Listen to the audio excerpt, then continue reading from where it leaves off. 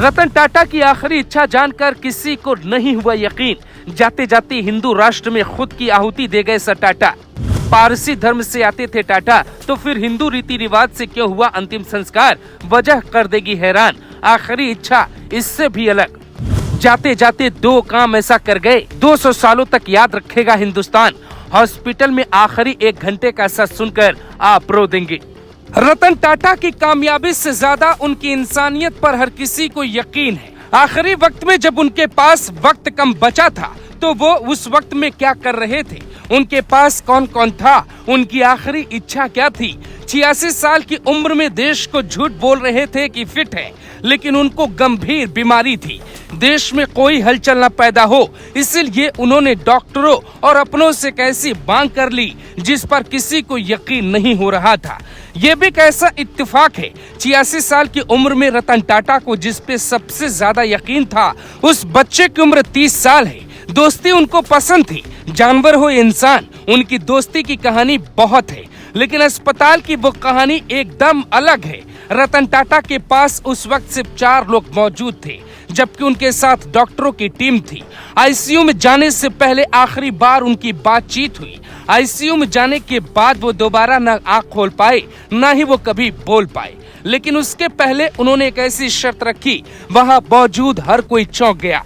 आखिरी वक्त में जब इंसान कुछ मांगता है तो उसे कोई मना नहीं करता है। रतन टाटा का जन्म पारसी धर्म में हुआ था, लेकिन उनकी मांग थी कि उनका अंतिम संस्कार पारसी धर्म के मुताबिक के साथ हिंदू धर्म के साथ भी होना चाहिए। पिछले 10 सालों में शांतनु नायडू रतन टाटा के खास दोस्त बन गए, जिन पे उन्हें सबसे ज्यादा यकीन है। शांतनु की उम्र 30 साल है। वो उनके आखिरी वक्त में हॉस्पिटल में मौजूद थे। रतन टाटा और शांतनु की मुलाकात के पीछे भी जानवर ही जरिया था। शांतनु नायडू जानवरों के लिए काम करते थे। इसी बीच उनकी मुलाकात 2014 में रतन टाटा से हो जाती है। रतन टाटा से मिलने के बाद शांतनु नायडू ने मोटो पॉज नाम की एक संस्था बनाई। ये संस्था सड़कों पर घूमने वाले आवारा कुत्तों की मदद करती है। 17 शहरों में 250 से ज्यादा कर्मचारी काम कर रहे हैं। ये कैसा संयोग है, हर किसी की आंखें भर आएंगी। शांतनु नायडू ने जो लिखा है वो पढ़कर आप कैसे यकीन करेंगे। लोग कहते हैं दोस्ती अपने उम्र के लोगों से की जाती है, लेकिन यहाँ 50 साल से ज्यादा अंतर है। टाटा के निधन के बाद शांतनु लिखते हैं, अपनी मित्रता के बारे में लिखते हुए कहा, इस दोस्ती ने अब मेरे अंदर जो खालीपन पैदा किया है, मैं अपनी बाकी की जिंदगी उसे भरने की कोशिश में बिता दूंगा। प्यार के लिए दुख की कीमत चुकानी पड़ती है। अलविदा मेरे प्यारे लाइट हाउस। उन्होंने एक पुरानी तस्वीर भी शेयर की, जिसमें वो दोनों साथ में दिखाई दे रहे हैं। रतन टाटा की आखिरी इच्छा थी कि उनका अंतिम संस्कार हिंदू रीति रिवाज से ही होना चाहिए।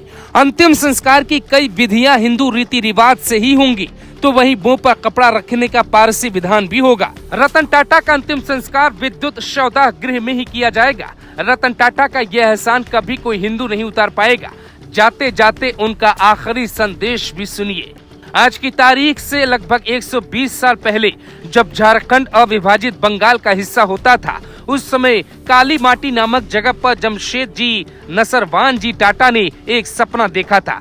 आदिवासियों की बस्ती साकची में टाटा कंपनी की नींव रखी गई।